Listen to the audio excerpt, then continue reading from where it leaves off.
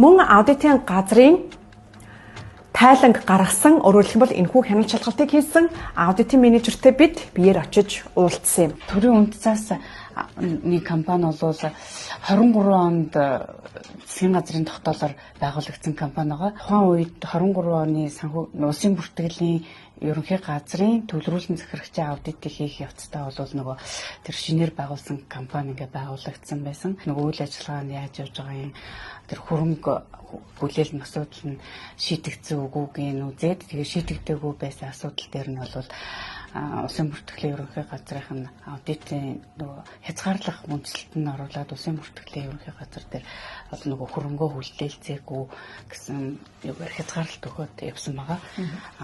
24 оны хувьд бол бас төврээр улсын бүртгэлийн ерөнхий газрын аудитын явцдаа бол төвөржилж үзээд өмнөх зуршлууд нь бол арилаагүй. Тэгээ дээрэс нь нөгөө нэг тендергүй худалдаа авах ажиллагаа хийсэн.